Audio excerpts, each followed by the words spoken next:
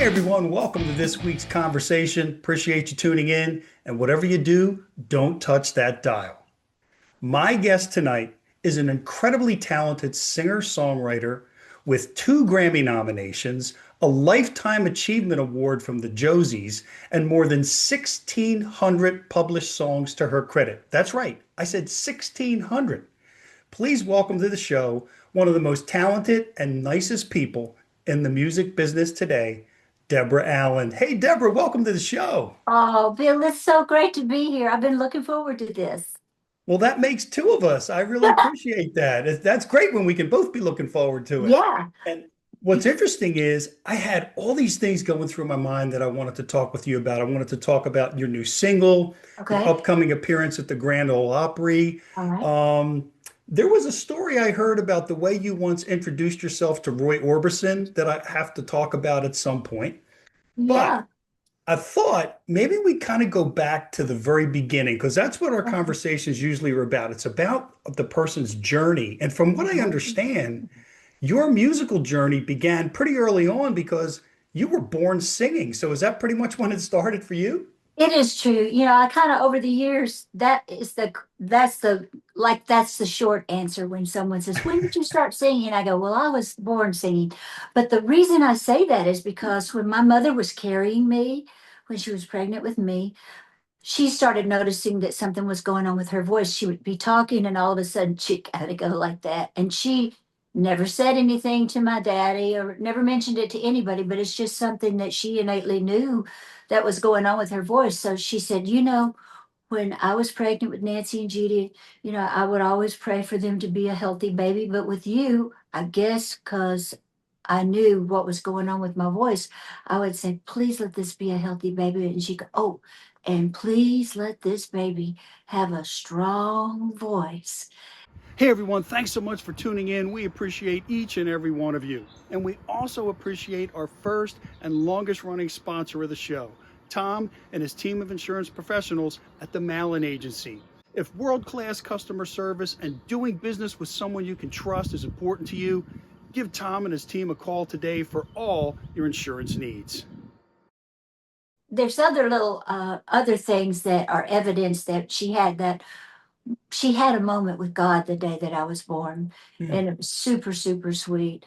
And we've had a few moments like that together. Even some of them I remember because maybe I'm like 3 or 4 years old, but I just feel like, her prayer was answered.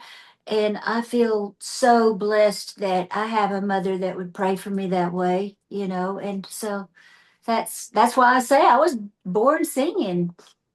Yeah, and Deborah, the other thing I can only imagine then is that when you ultimately decided to pursue music as a career, I'm assuming she must have been very supportive too. Oh yeah, I mean in Memphis, which is where I grew up. Mhm. Well, when I was about um, 4 years old, I remember scooting over to her in the car, and well, I'm kind of leaving out one part of the story. It's where she saw my name in a rainbow over me when I Oh, was born. She didn't know what she was going to name me, and she said a rainbow went over your body, and all of a sudden your name appeared, just the way you spell it today, Deborah. And she said, "Thank you, God. That's what I'm going to name her. I'm going to name her Deborah." And so she said, I didn't say anything. And the only thing that would have given it away that I had that moment with God is that the nurse comes in and says, "Well, what are you going to name your little daughter?" And she said, "I'm going to name her Deborah." And says, "Oh, Deborah, Debra." She goes, "No, no, it was Deborah." And she said, "That's the only thing that would have differentiated, and let me know that that moment was real." And so then skip forward to what I was going to tell you. When I was like 4 years old, I scooched over to her in the car, and I, I asked her, I said, "Mother, can you keep a secret?"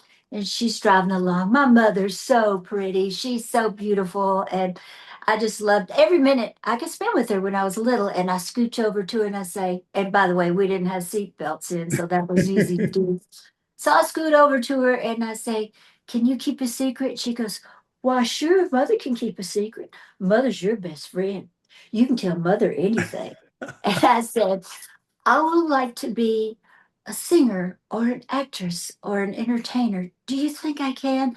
And she said, my heart just started pounding because I knew that was an affirmation of that revelation that I had in that hospital. She said, you sure can. You can be anything you want to, and mother's going to help you. Now, it was just so sweet. I remember it like it was yesterday. And my mother did help me as much as she could growing up in Memphis. There were little contests and this and that. And just, anytime I could be out, anytime you're out in front of the public as a child, that's helping build confidence and everything.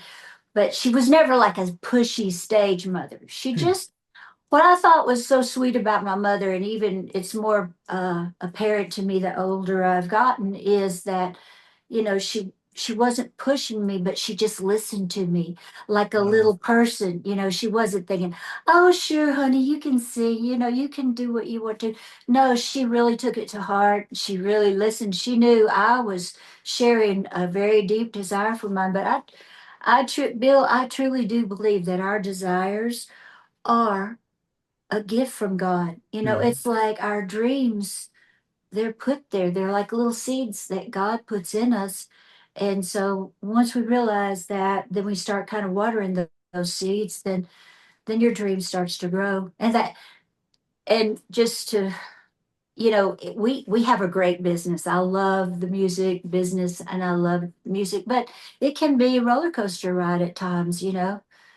And so anytime that I've gotten disappointed or, felt like just like things didn't go exactly like I hoped that they would, you can go, I don't know about this. But if anytime I even got close to that feeling, I'd go, I'm not giving up on this. God put this dream in me, and I'm not quitting on anything because that would be just like a slap in the face to God. I'll never do that. I'll just, as long as, was blessed, to be able to have a voice to sing and to love people the way that I do, that I'm going to keep on doing it. Well, I'll tell you, Deborah, there's a couple things I'm going to come back to in a little bit, but I have to touch on one thing right now. You said Okay. your mom, when she was praying for you to have a strong voice, I think those prayers have been clearly answered for a Thank you. long time, and I want to come back to that. But that relationship that you just described with your mom, I can't think of a better situation. And you're so right about the ups and downs and the music industry and the business. And Mhm. I've had so many people tell me over the years that, they always it took them a long time to learn the business side of it or to deal with Right. those ups and downs. They Yeah. had the creative part down and Yeah. those other things. But having someone who's in your corner like that, who truly believes in you, and more importantly, for you to believe in yourself and that was your calling, that is powerful stuff. It was my calling, and it goes right back to her prayer. Hmm. It was meant to be. It was just meant to be. And I just love it. And I feel like everybody's life is meant to be, you know. Hmm. Everybody's life is different, but it's meant to be. And I feel like when you tune into yourself and your creator, you know what it's meant to be. Absolutely. Now, there's another aspect of your artistry, if you will, that I want to touch on, and I mentioned it in right at the outset in the intro, more than 1,600 published songs. So I'm curious as to where that part of your journey began. When did you start writing? Well, I started writing early on in my early days in Nashville. One of my best friends worked at Waylon Jennings' office, and her Okay. name was Marie Barrett. And actually, I lived at her house for a while, and she was the receptionist at Waylon Jennings' office. So, also in there was, well, just a lot of people, gosh. Well, Kyle Lennon got his start there as a producer. And there was a radio guy there named Captain Midnight. And I always thought it was so wild. He had a Bunsen burner in his office, and I think he slept there a lot of the times. And there's so many good people there. John Hartford would come by and drop in, which Marie wound up falling in love with him, and they got married, and just it was a love story unfolding. But Shel Silverstein would drop in there sometimes too.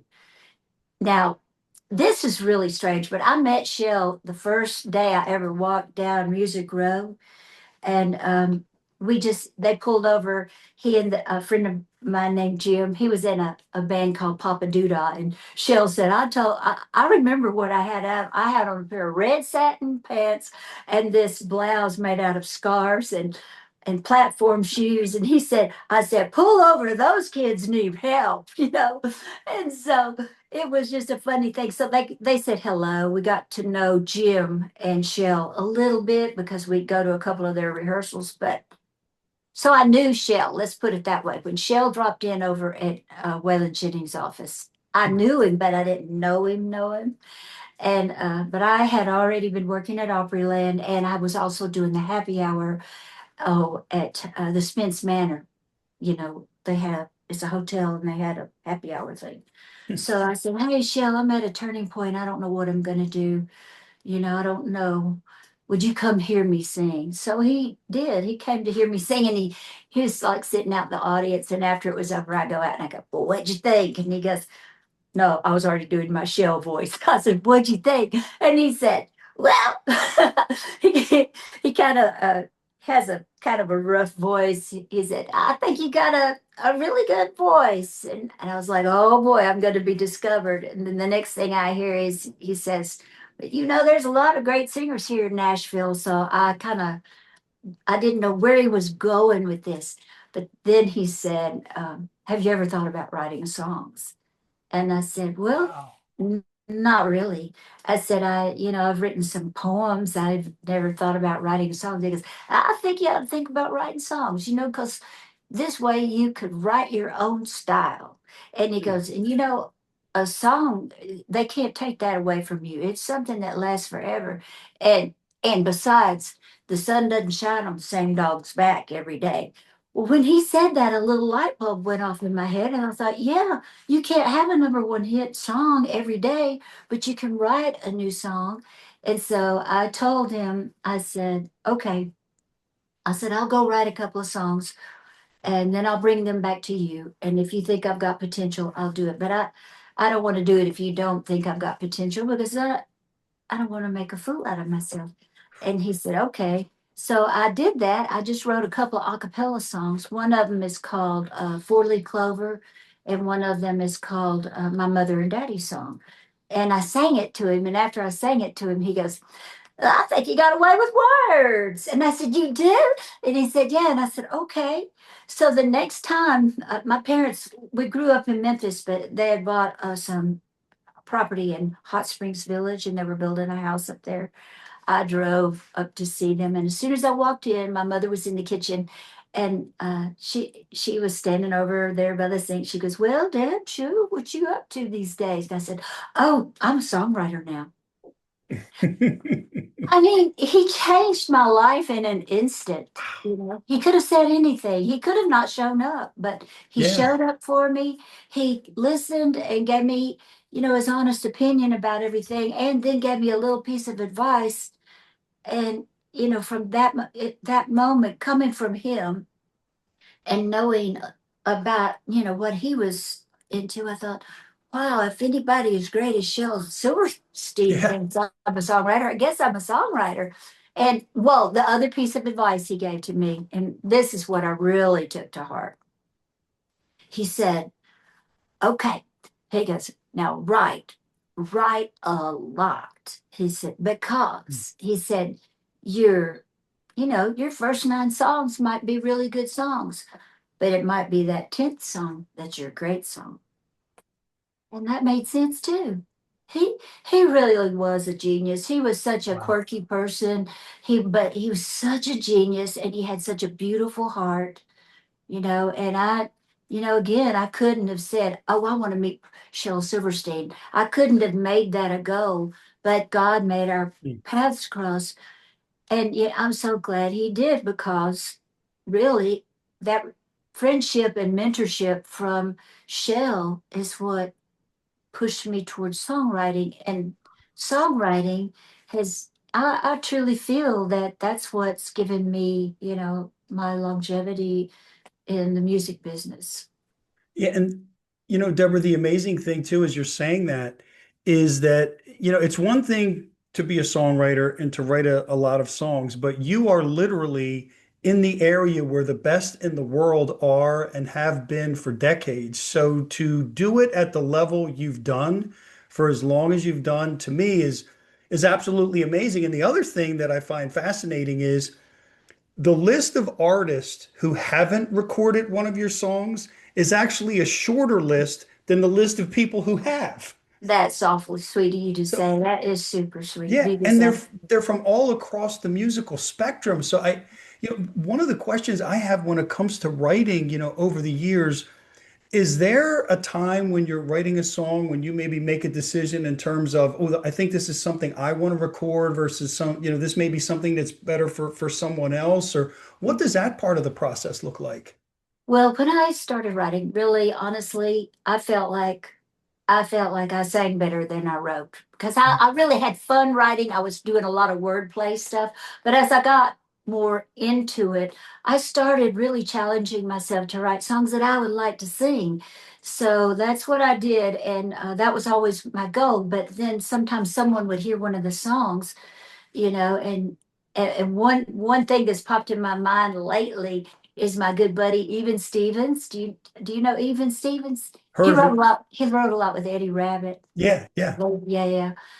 Even was one of my early friends because of Shell. Really, they were good friends. Okay. And he came to me and he said, I heard a song of yours, and actually, it's on my Trouble in Paradise album.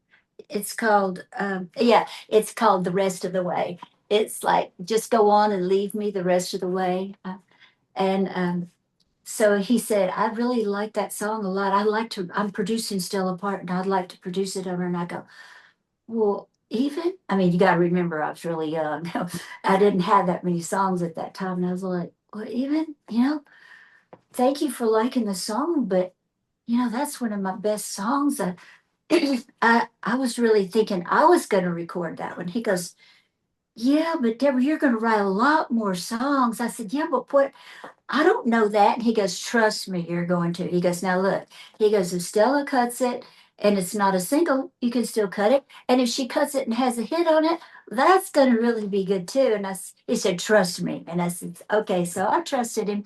Plus, to be honest with you, I really did like Stella a lot too. So it was a huge compliment that she wanted to cut it. But so I did. That's the first one of my songs that I let go to someone else. And there is a little bit of an attachment that I get to Mm. my songs, but not all of them. As the years went by, I realized when I would write something that really struck a deep chord in my heart, and I go, now that's for me, or I really do like this, but I think, I've got a few songs that have been recorded by a lot of different songs, like You Never Crossed My Mind.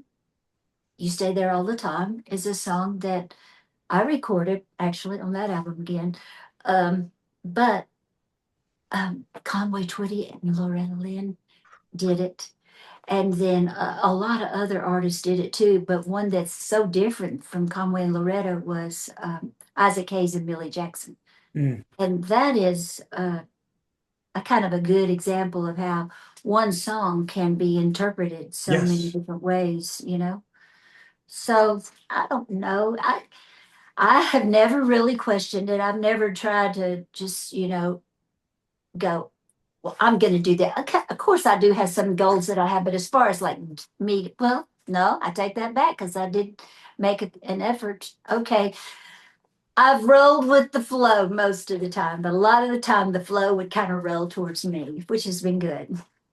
No, absolutely. And one of the cool things I think about your latest single, it kind of goes to what we're talking about, but in Okay. somewhat of a unique way, right? Because when you wrote Hurt Me Bad in a Real Good Way, Patty Mhm, Loveless heard it, fell in mhm, love with the song. Patty records it, you sing backup on it, mhm. and now you're putting it out as your latest single, just released a few weeks ago. So, what inspired you to go into the studio now and record this amazing song on your own? Okay, this is an interesting story too. It's well, that was a title that I had, and I knew I wanted to write it. And um, a friend of mine, my co-writer Ray Fanhoyd. Actually, I was going to try to pull Bobby Braddock into it too, but it just didn't work out. It was around the time of his birthday or something, and he was into his birthday at that time. And so I just heard Rafe playing a little guitar lick and I just blurted it out. I would have never found you. I started singing the song and it just flowed out. So, that was really great. So we demoed it and I got this feeling like at, in the studio one night, it was like, really wasn't night. It was getting to be like 5 o'clock in the morning. And I Oof. said, I gotta sing it. I gotta sing it now. And it was like, really? I went, I'm not kidding you. I have to sing it right now. And he says, well, there's all we have is a drum mic. And I said, I don't care. I'll sing it into a drum mic. I'm just feeling it right now. So we go in there and it was pretty easy. I sang it and for kind of didn't think a lot about it except that I enjoyed singing it. But about 2 weeks later, I guess, I got a call from Tony Brown, who I love, Mm. Tony. We're great friends. And uh, Tony says, I heard a song of yours. What's going on with that song? And I said, well, actually, I'm just kind of gathering songs for my new project. It's just kind of one of the songs that I'm gathering. And he said, well, you need to be recording something like this. And I said, well, I will at some point, but I'm just not ready to just right this second. He goes, well, how would you feel about Patty Loveless recording it? I said, are you kidding me? I love Patty. She's awesome. He said, well, great, because she wants to record it and she's invited you to sing harmony on it too. So I was like, wow. It was like a double treat. And then, that Wow. was so much fun and such an honor. And then she took it to number one and made it like a million, BMI Millionaire Play song. So what I'm getting at here on top of the story, the way it happened was the song that's out right now is the actual original version that I recorded that she heard when Tony, you know, told her about it and played it for her.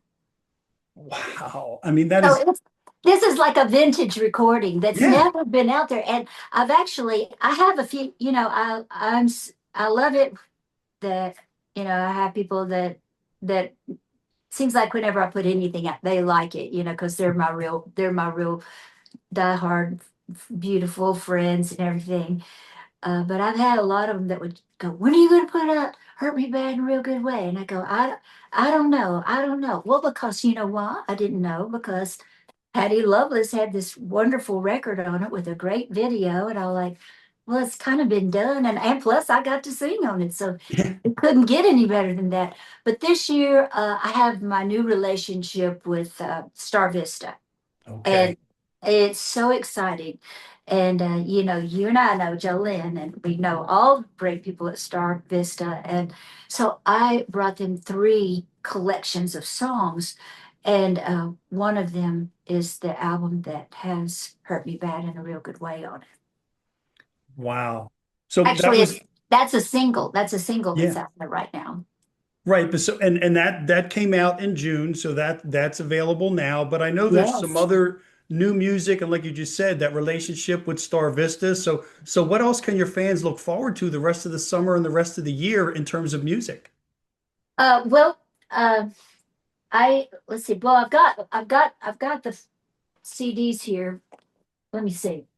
Well, I've got so much fun stuff. It's crazy. But this one is called Devin the Raw. It's kind Okay. of it's an unplugged thing. And this is my jazz album. It's Adrian Rose. Wow. That's kind of she's a character that slips into me when I do that music. And then this is my Memphis heritage. This is Memphis Princess, Oof. which wrote a lot of these songs with Tenny Hodges. Teeny Hodges wrote Love and Happiness and Take Me to the River. And Oh, wow. he was just a great friend. And I got my Christmas album with Oh, Star yeah. Vista. And this is one of my favorite albums too. This is called Hear Me Now, which has two, three, four my absolute, maybe some of my all-time favorites on this album right here, like Last Time for Everything and Deeper Waters and Amazing Graceland. So Mm, those are some of the new things that I have with Star Vista, but that's just the beginning because we have the single, and yeah. we're already talking about doing some new collections. But I wanted to come to them with a little catalog of songs to sort of give us a good foundation to get started. As you're going through all of that, Deborah, one of the things this just popped into my head when you're putting together an album that where you're the one singing the songs, is it difficult narrowing down because you have so many to choose from, like that process and narrowing down the songs to put on the album? It can be because even when I'm not on a record label, I'm still excited about writing songs, and that's how I wound up accumulating so many songs. So it is kind of hard to make up my mind sometimes. But my husband, Raymond Hicks, he was um, he was Mel Tillis's first tour manager and the Oak Ridge Boys. He was out with them for years, and so he's been accustomed to being around great quality music. And then another friend of mine that I've worked with a lot in the past is my good friend Chuck Rhodes, who he signed me to a couple of record labels and helped promote some of my records. And he's somebody good that I bounce things off of sometimes. I hear a storm blowing up. Can you hear that storm blowing up? No. Oh, good. Well, it sounds pretty good. I almost wish you could hear it. But anyway, so I have certain special people, and I still play my songs for my mother, and I just and then there's some that you just know in your heart. But Yeah. like if you're supposed to do like 12 songs on an album and you're sitting there with you've got 18 or 20 songs, you gotta kind of get break it down at some point. Yeah, and I guess kind of looking at it from the outside, I guess it's a good problem to have when you've got 18 or 20 or 25 to Yeah, pick from. That's definitely a yeah. good problem to have. It It doesn't is make it good. easy, but it's a good problem to have. Yeah, it is. And another thing too, if you're going like, for instance, the Memphis Princess album, those particular songs had a particular vibe. And the Yeah. Christmas album, so if you get songs Oh that are sort yeah. of a genre of and I'm just real excited. I've got a lot of plans coming up. You can't do all your plans at once. You got to, whichever one happens next is the one I'm going to be thinking about and putting my heart into the most. But, I just, I feel like with the Star Vista opening up this opportunity for distributing, the way that they are and the relationships that's building there, I feel like really there's no end in sight to the amount of music that we can put out. That is absolutely great to hear, and I'm sure that all your fans are happy to hear that too, Deborah. Now, I had a couple things I wanted to ask you about that are going to be coming up, but before I do that, there's something else I need to touch on because I happened to watch, and I had seen it before, but over the weekend I watched a video of you on the Huckabee Show with Trey Corley and the Music City Connection doing "Baby I Yes. Lied." Oh yeah, And I've had Trey on the show. He's a great guy. I love the love him. live performances on that show. I'm sorry it's not on anymore because the governor's doing other things. I know. But you sounded so amazing on Thank that you. song in that live performance. So that to me begs the question, how have you been able to keep your voice as strong and as powerful and as beautiful as it is over all these years? Well, I think, and thank you for saying that. And listen, singing with Trey Corley and the Music City Connection and having Governor Huckabee there, I was kind of excited, So, that helped a lot too. But I think just staying busy, singing, using your voice, singing.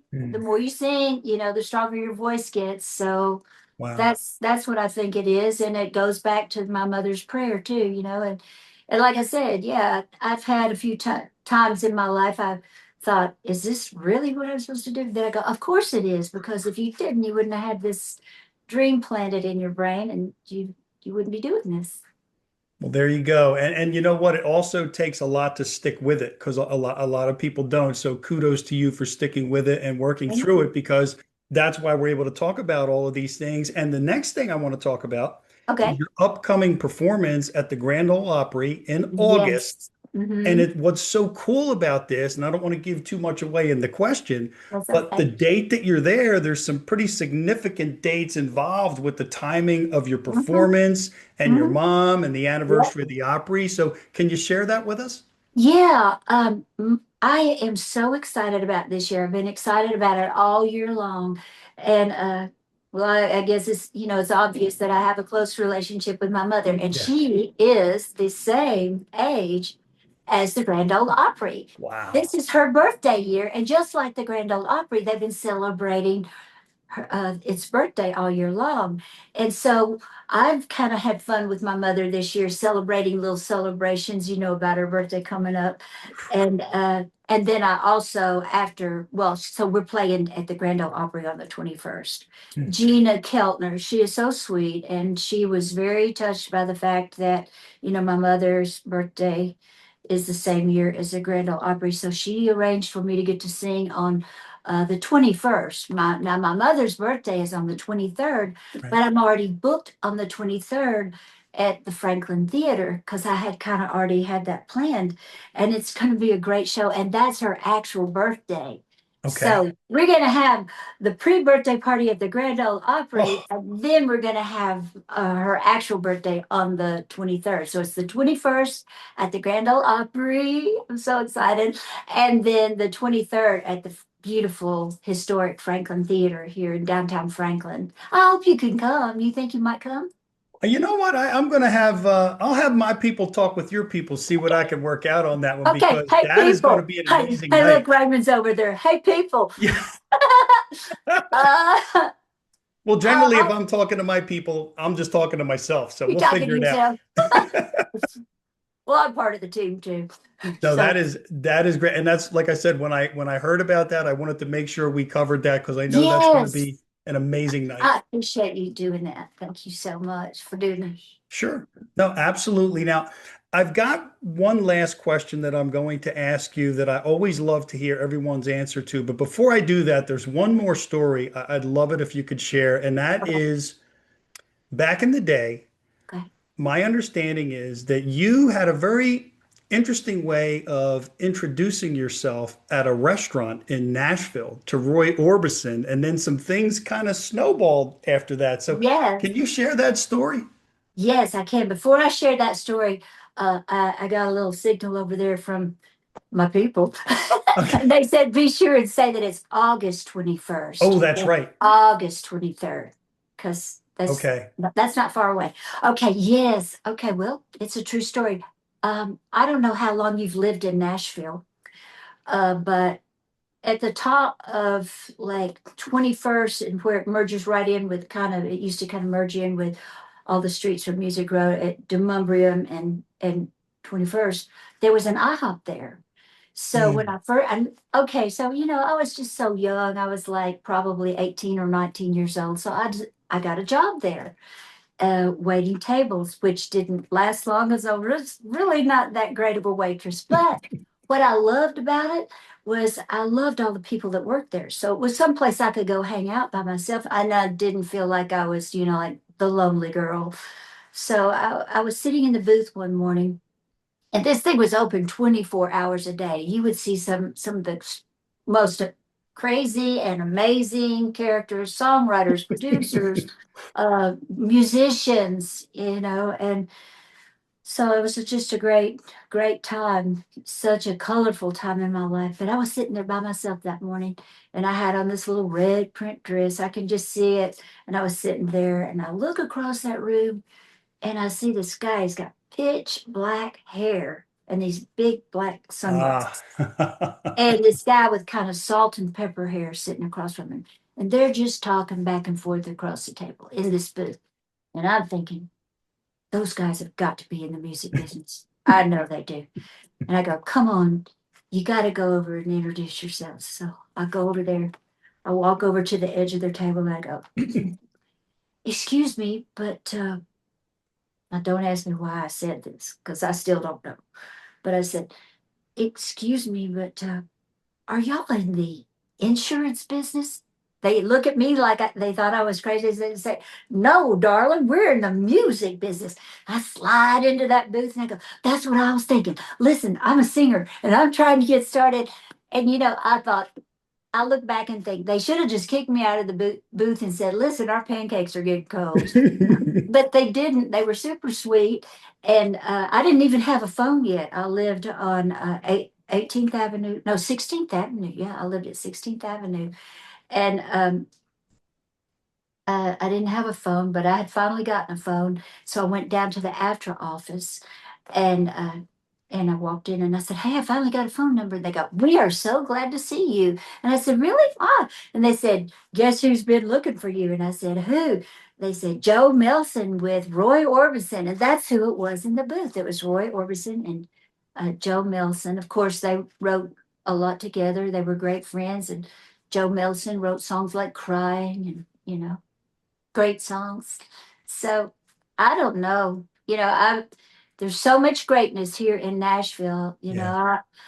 and a lot of the great people became friends of mine. And I remember and sometimes I still feel this way, but many times when I was real young, I would just feel like I was in this big barrel and that all my friends were up there looking down there going, "Come on up, Deb. You can do it. You can do it." Because I looked up to them so much. I was kind of like their little sister. Oh, that's fantastic. And it's always, when I hear a story like that, it always reminds me of the old saying, everything happens for a reason. But Yes, you had the wherewithal and the guts to go and approach them and beautiful things happen. it did. Yeah, cause when I talked to Joe, uh, he said, "We want you to come over to the studio." And I got to sing on two Roy Orbison tracks. They weren't his big ones. It was a compilation track, record that he was on. But I do remember that I did make $87.50 per song. So, for a girl who was working at IHOP, that was pretty good. Oh, absolutely. That is phenomenal. And Yeah. the fact that you even remember that plus that experience, I mean, that is such a wonderful story. And I appreciate you sharing it, Deborah. I really do. Now, I have one last question that I have for you, and that is looking back at all these memories and things you've shared, looking back at all you've accomplished in your career and all you've done, what would you say you're most proud of? Well, I'm most proud of the fact that uh, mostly, the great friends that I've made through the years, and the fact that I am still here. Hmm. And I'm proud. Are you talking about song wise? And Or however you want to answer it, whatever it is that you feel you're most proud of. I always leave it well, open-ended. well, I'm proud that I followed my heart, and I feel like that my intentions have been pure all along. Hmm. And that I just feel like I am still living out the dream that God put in my heart. And that's what I am the most proud of. And I've made some fantastic friends like yourself. And I think that's what it's all about. I wrote a brand new gospel song, and I'm hoping to do a gospel album here pretty soon. And I've been collecting some songs on that too. But it's a song that God spoke to me in my ear at night, and He woke me up, and I was asleep, and He said, "Deborah, don't build your castle in the wrong kingdom." I went, "What?" And I didn't open my eyes, but I said to myself, "What?" And He said, "Don't build your castle in the wrong kingdom." So I wrote that song, and when you first get in the business, of course you want to do good, but Yeah. as you go through time and you make friends and you have these relationships that mean the world to you, I think that is so important. And then also to give credit to your creator because you couldn't do it without him. Amen to that. No, I appreciate that, Deborah. And I say every time I ask that question, to me, it's one where you can really get to know someone and what, how it is they think and what it is they think. And that's why I say it's open-ended. Some Yeah. people focus on the career, some people focus on it's whatever. It's like I always say we go where the conversation takes us, and I really Yeah. appreciate where you took this conversation. It's one I'll never forget. I really am Thank so you. glad you took your time to join me here tonight and hear the amazing stories. I'm so happy for you with the partnership with Star Vista, all the Thank you. Me music, too. all the things you're working on, the Grand Ole Opry on August 21st, and then the big celebration 2 days later for your mom on the Yes. 23rd. Yeah. I mean, just so many amazing things coming for you the rest of the summer, the rest of this Yeah. year. I just want to wish you all the best. And thank you again so much for joining me. I really Thank appreciate you so much. I've had so much fun. I hope I wasn't too talkative, but I it. hope we can No. get together and visit again. Oh, so do I. I'm already looking forward to it, and I'm already going to have my people talk to your people about that too. That sounds good as a date. All right. All right. Well, folks, we thank you for watching as well. Without you, it wouldn't be possible. We'll see you next time. This week's episode has been brought to you by Doherty & Company Insurance Services for all your business and personal insurance needs. Our friends at Tennis Addiction in Exton, PA. And the Malin Agency, where exceeding expectations is how they do business.